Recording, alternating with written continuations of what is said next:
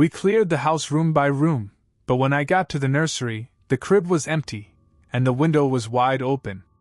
The call came in just after 9. Welfare check. Quiet suburb. A woman hadn't been seen in 2 days, mail piling up, baby crying all night, then suddenly silent. The third call came from a neighbor who claimed she saw someone staring through the upstairs window, but when she waved, they disappeared. I hate these calls. I parked outside a beige 2-story with a sagging front step and Christmas lights still hanging from the gutter, despite it being mid-April. The porch light was off. No car in the driveway. I knocked hard on the front door. County Sheriff's Office. Ma'am? Sir? Anyone home? No answer. I tried again. Still nothing. Something about the silence felt off, not just the absence of noise, but the presence of stillness. The kind that wraps around you. I walked around the side of the house. The backyard gate was open. That caught my attention. The grass was overgrown and glistening with dew. A child's toy lay in the yard, one of those plastic stacking rings. The red one was cracked, like it had been stepped on. Hard. The sliding back door was locked, but the curtain inside had been pulled back halfway, like someone had looked out recently. I called dispatch and requested backup, explaining the situation. They cleared me to enter, and I returned to the front door. It was unlocked. The air inside was off. Like it had been closed up too long. No rot, no real smell, just a flat, lifeless scent of nothing. Kitchen spotless. Living room tidy. No signs of struggle.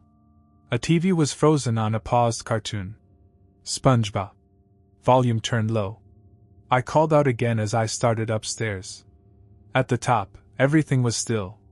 The only sound was static. It took a second to realize it was coming from a baby monitor somewhere nearby. That low electronic hiss. My skin prickled. I opened the first door. Guest bedroom. Bed made, lamp unplugged. Second door, office. Papers on the desk. Coffee mug half full. Third door, nursery. I pushed it open slowly. The crib was empty. It sat directly under the window. The curtains were moving slightly, billowing from a light breeze. The window was cracked open a few inches. I stepped inside. A stuffed bear lay on the floor beside a tip-over sippy cup. Baby wipes spilled from a container. I touched the crib mattress. Cold. The monitor on the dresser blinked softly. Then a faint sound crackled through, breathing. Not crying. Not talking. Just a slow, steady inhale, exhale. It wasn't the baby. It was someone else. I stepped back and reached for my radio. Unit 3 to 7 requesting immediate backup. Possible missing child. Open entry. No contact with parent. One unknown presence heard on baby monitor. Copy 3 to 7. Dispatch answered. Backup en route. ETA 6 minutes. As I turned to exit the room, a voice spoke from behind me. Who are you? I spun, hand on my firearm. A man stood in the hallway. Late 30s, unshaven, hollow-eyed. He wore jeans and a hoodie, no shoes, no socks. This is my house, he said. Where is your child? I asked. He looked toward the crib. His face twisted like he couldn't quite remember how he got there. She said she was going to the store. She said she was coming back. Who? I asked. My wife. He dropped to the floor without another word, pulling his knees to his chest and staring at the carpet.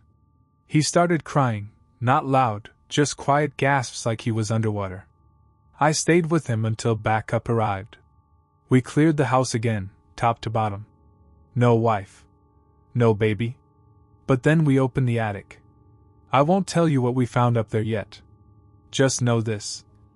The crib had been empty for at least 3 days. And someone had been turning the baby monitor on every night, at the exact same time. The attic was cramped. Dusty. The kind of crawl space people forget about until something terrible makes them remember. I was the first one up there. You had to climb through a ceiling panel in the hallway, then haul yourself into a space barely 4 feet high at the center. My flashlight caught the usual insulation fluff, scattered boards, a few cardboard boxes. And then it hit something solid. I turned the light. Saw a lump near the far end of the rafters. Fabric. I moved closer. It was a baby carrier. Empty. Next to it was an open diaper bag. Bottles, formula, wipes, all untouched. The way it was set up, you'd think someone was preparing for a trip, or had been interrupted during one. But the worst part was the baby monitor base, plugged into a battery pack. It was still on. Still blinking. And set to transmit. Which meant someone had been up here. Watching the nursery. Listening. Maybe even recording. By the time the rest of the unit cleared the house, I was already spiraling. I kept replaying what the father had said. She said she was coming back. But he wasn't frantic. He wasn't searching. He was waiting. We pulled him in for questioning.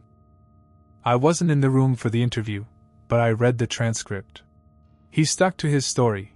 His wife left for groceries 3 days ago. Said she'd be quick. He put the baby to bed, fell asleep on the couch, woke up alone. Kept waiting. Didn't call anyone. Didn't leave the house. Claimed he thought maybe she needed space. But he never reported her missing. He never changed the baby. Never fed her. That same night, forensics found what was left of the mother. Wrapped in a tarp. Buried shallow behind the shed. Blunt force trauma to the head. We found traces of blood on the inside lip of the dryer. DNA confirmed it. Probably where he tried to clean himself up. He confessed a day later. Said they fought. Said she was planning to leave him and take the baby. Said he lost control. The media wanted a soundbite. The neighbors were in shock. But none of that hit me like the coroner's report. The baby had died of dehydration. Not abuse. Not trauma. She cried herself hoarse in that crib for almost 2 days. Her throat swelled. Her lungs weakened. Then, silence. She'd been just 10 months old. He left her there. And every night after that, when the house got quiet, when the guilt started to seep in, he climbed into the attic, turned on the monitor, and sat there, listening to the silence he made. Like he thought she might cry again. Or maybe he was waiting for something else. I won't lie, this case broke something in me. I'd been on the force for 8 years. Seen stabbings, ODs, suicides, even one murder-suicide that nearly made me quit. But nothing prepared me for the idea of a child dying slowly, unseen, while the man who caused it sat above her room, doing nothing but listening. He pled guilty. Life without parole. They put him in protective custody after the first month. Word had spread, as it always does. Apparently even monsters don't like baby killers. I had to testify, of course. Walk the court through my steps, describe the attic, the window, the carrier. It was clinical. Cold. But I remember every detail. The scratch in the floorboard. The spider crawling across the bottle nipple. The tiny noise the monitor made when I turned it off. Click, like shutting a door you can never open again. It's been over a year now. I'm still on patrol. Still doing the job. But I can't drive past that cul-de-sac. Not anymore. And I don't use baby monitors with my own kids. Not since that night. Because every time I hear static, I think of that house. Of that crib. Of that man sitting in the attic, waiting for a sound that never came. And I wonder, what if he still hears her? The moment she gave me the wrong safe word, I knew she wasn't the one who made the call. It was a domestic. That's what dispatch said. Routine noise complaint. Upscale apartment complex, 17th floor, corner unit. Neighbor said they heard screaming, furniture slamming, a woman crying. The usual. I was on shift with my partner Lopez. It was a slow night, rainy, dead. I half expected this to be another couple arguing too loud over who forgot the DoorDash order. Happens more than you'd think. We got there in under 5. The building was modern, slick elevators, digital fob entry, concierge desk staffed by a guy who barely looked up from his monitor. Unit 1706. I said. He buzzed us up without question. The hallway on the 17th floor was silent. Thick carpet. Tasteful light fixtures. Smelled like money and floor polish. We knocked. The woman who answered looked calm. Too calm. Mid-30s. Blonde hair tucked neatly behind her ears, eyes a little too wide, smile a little too fixed. Like she'd rehearsed it in the mirror. "Hi," she said sweetly. "Everything okay, officers?" Someone reported shouting. I said. "Any disturbances?" She shook her head. "Oh no. Sorry. My husband dropped something in the kitchen. Big crash. Might have scared the neighbors." Standard excuse. Except, she kept her hand on the doorknob like it was a lifeline. Her knuckles were white. That's when I said it. "We'll just need to check inside. Just a formality." She hesitated. Then said, "Of course. Come in." We stepped inside. Loft-style place. Clean, but in a way that felt curated. Living room on the left, kitchen dead ahead. The floor-to-ceiling windows gave a view of the city, rain streaking down the glass like a curtain. But something was off. Too quiet. No sign of the crash she'd mentioned. No visible mess. No one else in the room. That's when I ran the drill. See, in our precinct, we use a code phrase. Something subtle. If a domestic violence victim is trying to play along, maybe their abuser is in the room, they can answer a specific question with a key word, and we'll know they need help. I turned to her and said, "Ma'am, do you mind confirming the code we have on file for this residence?" It's a lie. There is no code on file. But the victims we've worked with before, those who've filed prior reports, they're told what to say if we ask. She blinked. Just for a second. Then said, "Tulip?" "Wrong. The real code is magnolia."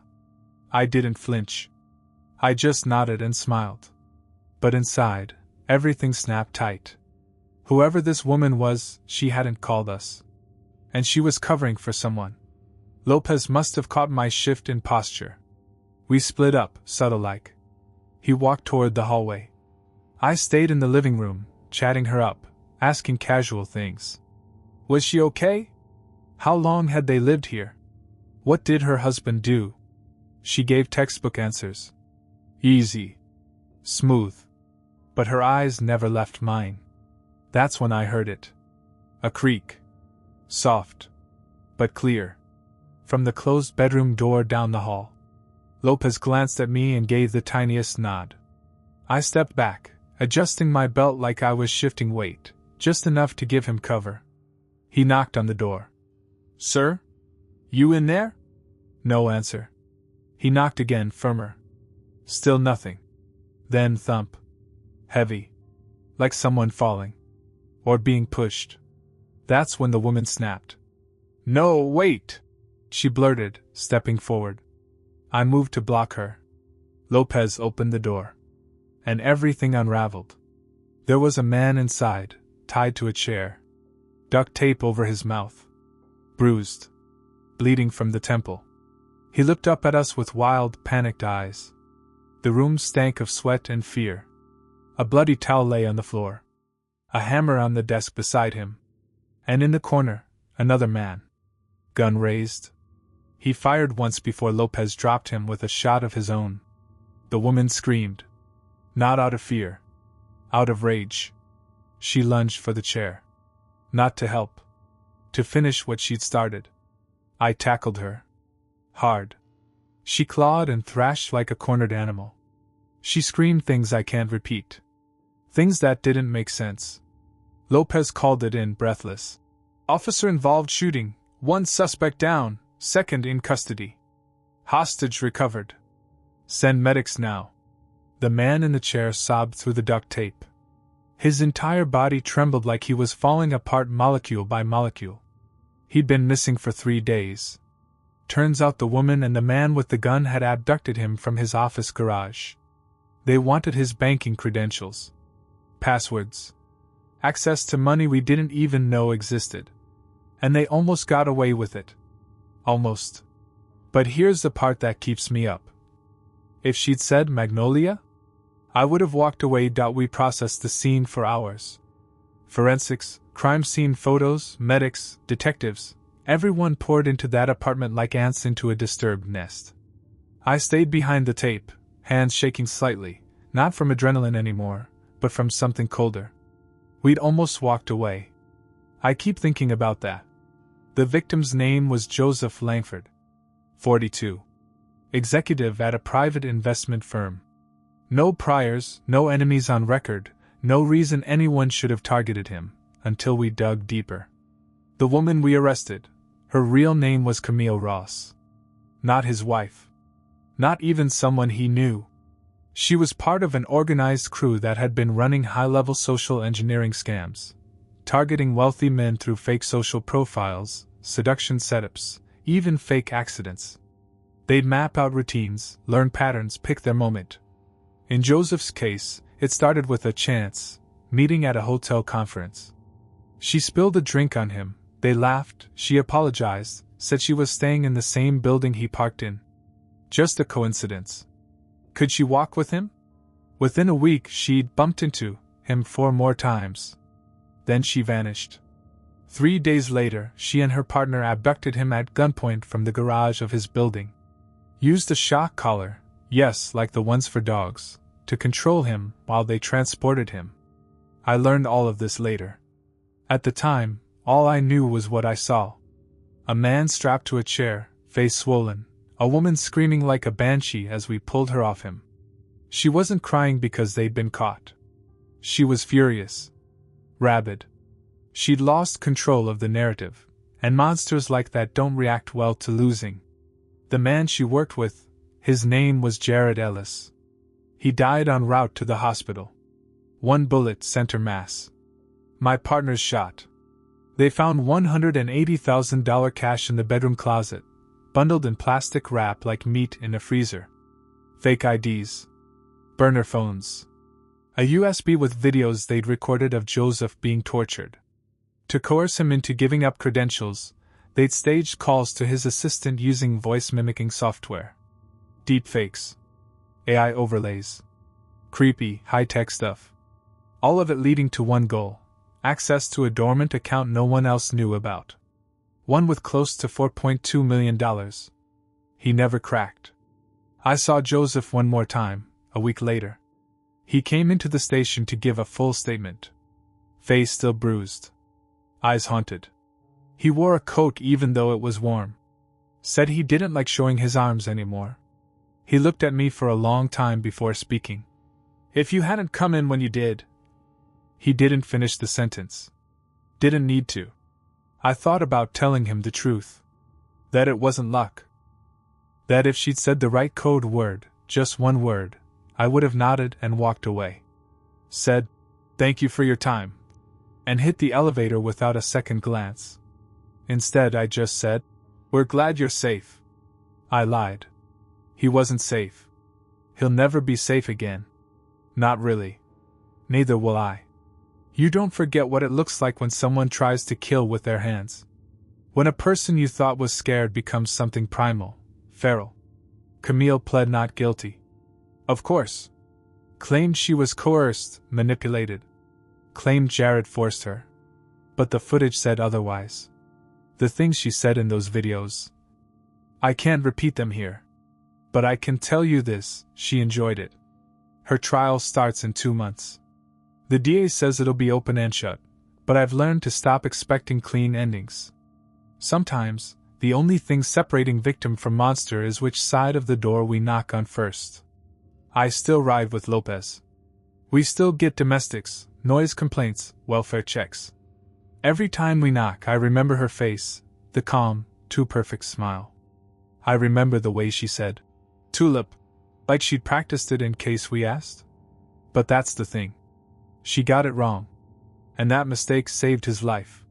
So if you ever hear someone ask for a code, Magnolia, Carnation, doesn't matter, remember, behind every polite answer there might be someone screaming for help with their eyes. And sometimes, that scream is silent. Her phone was in pieces, but the camera kept recording, long after we lost track of where she'd gone. This was back in 2017. I was working missing persons out of Lancaster County, Pennsylvania.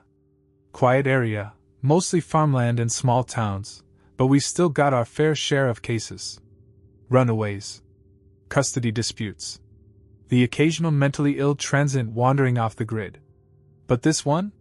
This one started with a woman who never should have disappeared. Her name was Jenna Morrow. 24 years old. Freelance travel blogger, if that's what you'd call it. Lots of followers, lots of hiking posts, videos of her trying gas station snacks in obscure towns. Not my thing, but harmless. She posted daily, until she didn't. Last update was a photo, her standing at the edge of a trailhead near Pinnacle Overlook. Hiking boots, thermos in hand, captioned, "Might lose signal, wish me luck." After that, nothing. Her mother called 2 days later. Said she hadn't heard from Jenna, not even a text. That wasn't like her. We treated it seriously. Searched the trail. Logged the case. Checked local hospitals. No hits. But 3 days later, a ranger found her car. Still parked near the overlook. Empty. Doors locked. Her backpack and a half-eaten protein bar inside. No blood. No drag marks. No broken glass. Just nothing. Then came the call that changed everything.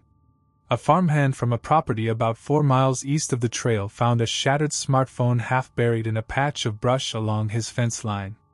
The screen was cracked to hell, but the body was intact. It was hers. And the SD card was still inside. I was there when our techs pulled the footage. Let me walk you through what we saw. The first few clips were what you'd expect, normal Jenna content. Big smile. "Hey guys, checking in from Pinnacle Trail, look at that view!" She talked about the weather. Her plans. Her latest obsession with dried mango slices. Then a time jump. Hours later. The sun was low. She looked tired but still upbeat. "I think I went too far off trail," she said into the camera, half laughing. "Trying to loop back, but every path looks the same." Leaves rustled behind her. She turned. "Just a deer," she said, like trying to convince herself. The next clip was different. Darker. Windier. She was whispering now. "I don't think I'm alone out here." Then static. Some flickering as she stumbled, the camera swinging wildly. At one point she stopped and held it up to her face. "I swear someone's following me. I saw them once, just their back. Dark hoodie. They stepped behind a tree when I shouted." Her voice was shaking. She was scared. Legitimately scared. "I'm leaving the phone on. Just in case." That clip went on for 12 minutes. Most of it was her walking. Heavy breathing. Occasional glances behind her. Then a sound. Footsteps. Too steady. Too slow. She froze. Pointed the camera behind her. No one there. Then she whispered, "I'm not uploading this. This is just in case something happens." And then came the last video. 1 minute, 43 seconds long. The footage was sideways, like the phone had been dropped. We see boots, hers, moving quickly. Frantic breathing. The camera jostles, lands in a patch of leaves. We get a glimpse of her face as she turns, looking down at it. Her lips form a single word. "Please!" And then, something grabs her. It's fast. Blurred. A flash of motion behind her. She screams. The camera tumbles. Audio spikes. We see the sky. Then darkness. Leaves. Dirt. Something pressing against the lens. But here's the part that never left me. You can still hear her. For at least 30 seconds after she's gone from frame. Sobbing. Pleading. Not in words. Just sounds. And then silence. We enhanced the footage, stabilized the blur. Sent stills to local departments. Ran face matching on every possible frame. Nothing. No suspects. No match. And no Jenna. That camera, shattered, dirty, nearly dead, outlived her. We searched that area for weeks. Dogs, helicopters, volunteers, cadaver units. We found pieces of clothing. Maybe hers. We found a cracked thermos. But not her. Not a trace of her. Just the footage. I still have dreams where I see that last second, her face lit by the glow of the screen, saying, "Please," like she knew it was over. And whoever was behind her? They knew she was filming. Because the lens was buried under leaves. Just enough to muffle the light. Like someone wanted the camera to keep running. But not see. We kept the footage out of the public eye. No press release. No leaks. We figured whoever took her already knew what they'd done. But if there was even a chance they didn't know we had evidence, we weren't going to hand them a reason to run. Jenna's family came in to view the video. Her mother made it 30 seconds before she broke. Her father asked to watch it alone. He sat through the whole thing, then said one sentence I'll never forget. "I want to know what her last breath bought you." What could I say to that? We ran the sound file through every analysis tool we had, checked the wind direction, ambient noise, distance between her gasps and the microphone. One of our techs swore you could hear a second pair of footsteps, slow and deliberate, just before the scream. Another thought they heard whispering, 3 syllables, maybe a name. But it was inconclusive. Jenna became a ghost without ever dying. And then, 3 weeks after the video surfaced, we got something new. A voicemail.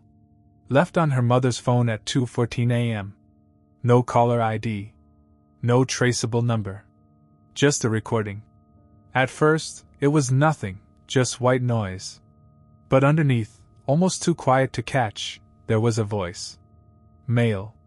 Slow. 3 words. She found it. That was it. No context. No follow-up. Just those words. We pulled every log we could, but the number was routed through a spoof server in Brazil. Total dead end. Still, the message changed our direction. She found it. Found what? Jenna wasn't an investigator. She wasn't a journalist. She hiked.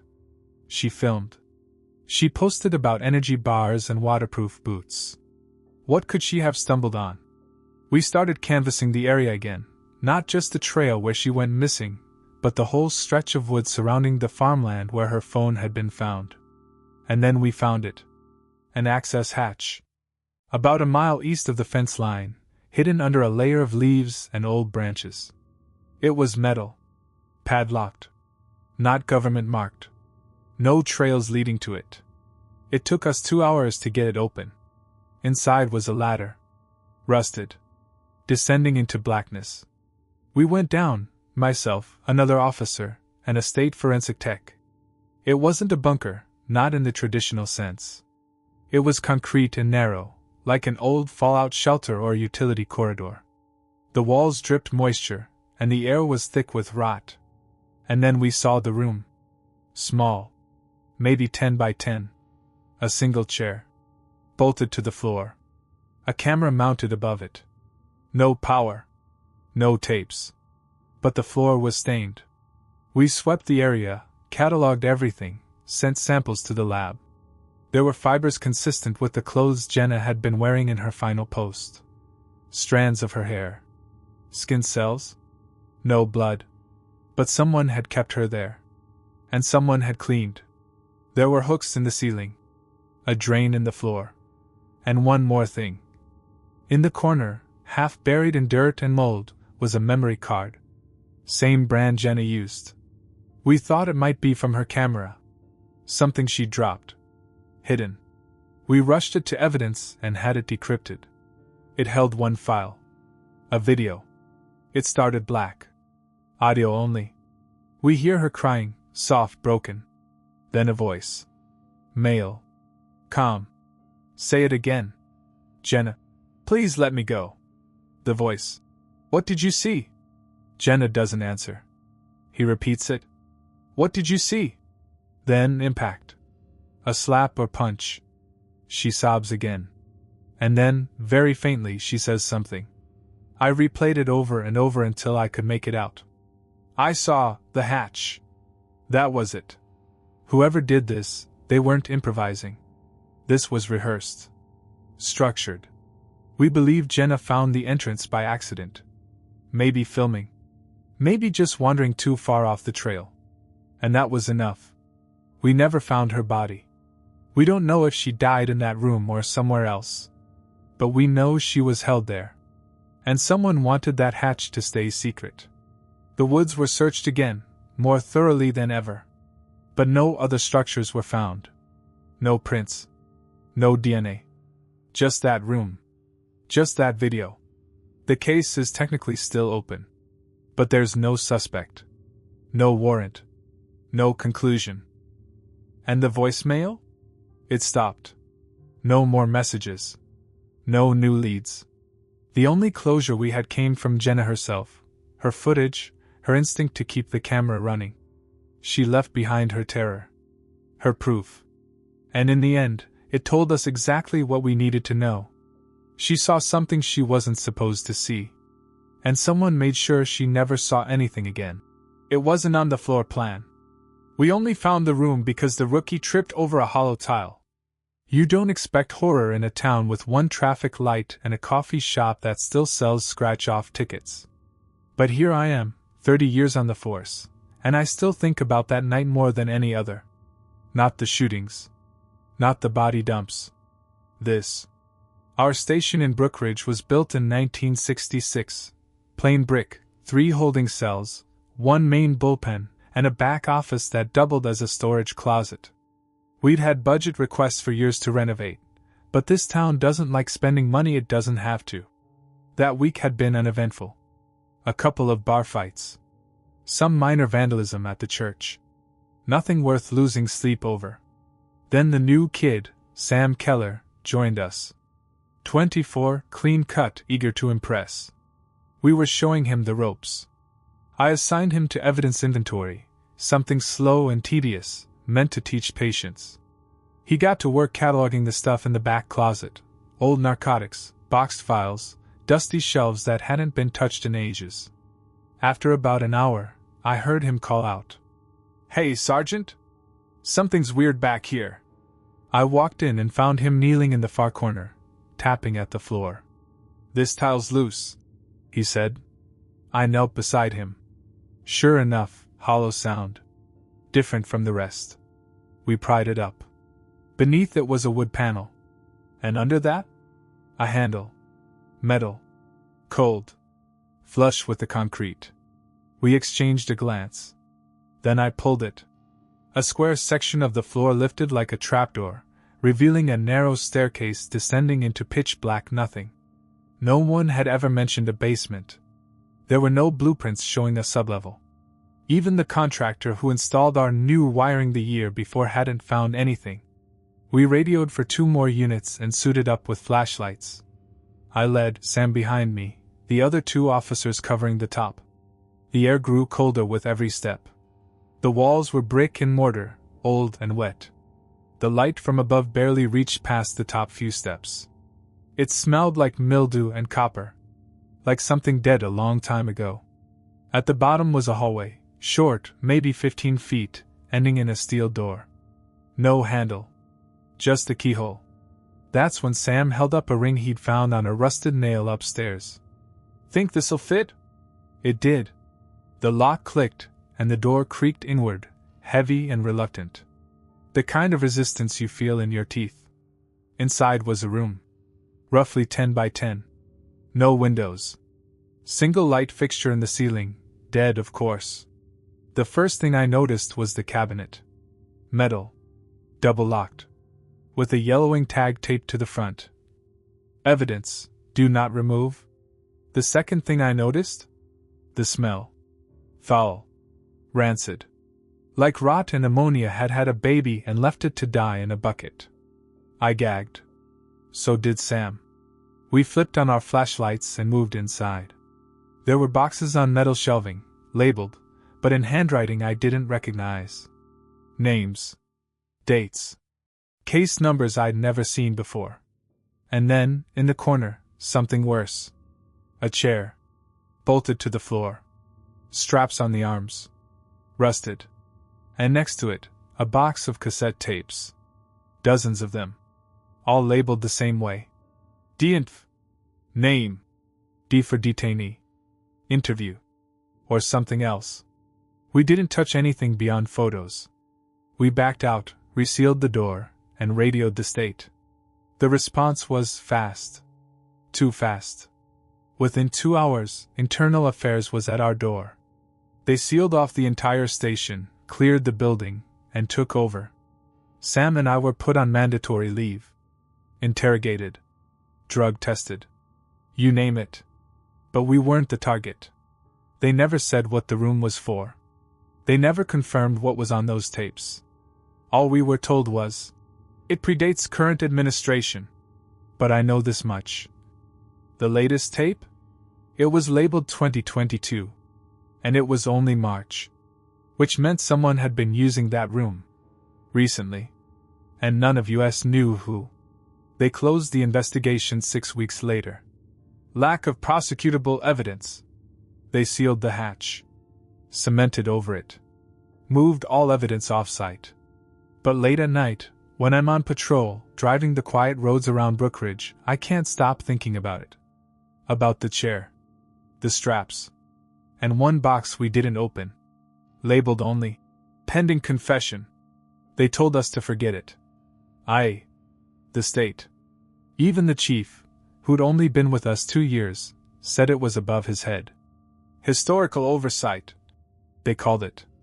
Like we'd uncovered a damn filing error and not a secret dungeon under our own building. I didn't forget. Neither did Sam. The day we were cleared and brought back on duty, he pulled me aside in the locker room. "You know they're hiding something, right?" I nodded.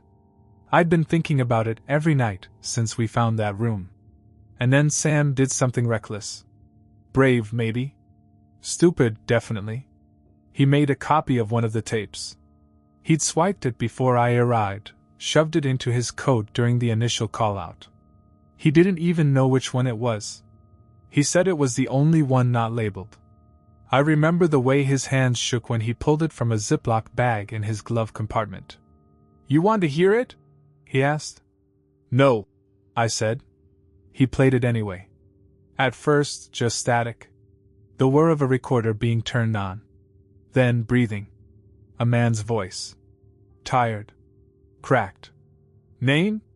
No answer. "You're not leaving until we finish." Still no response. Then came something else, something I didn't expect. Crying. Not the suspect. The interviewer.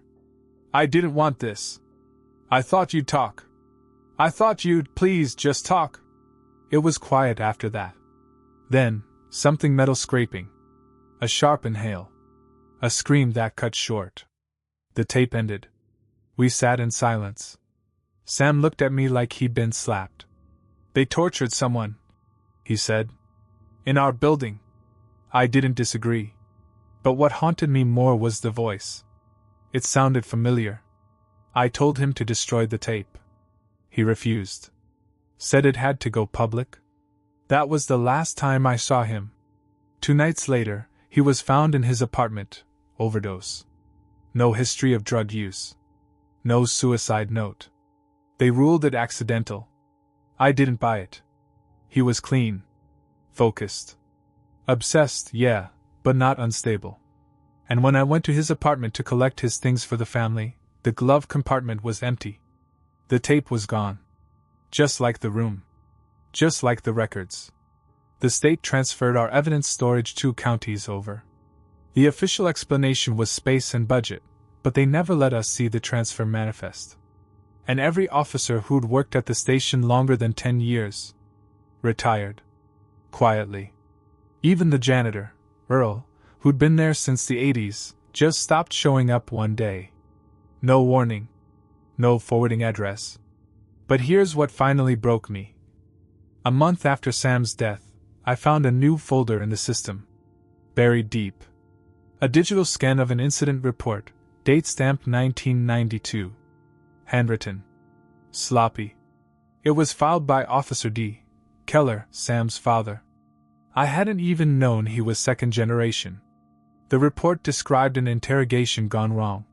Suspect left unresponsive. Officer Keller claimed the detainee had suffered a seizure. No video. No oversight. Just 2 pages and a forged signature at the bottom.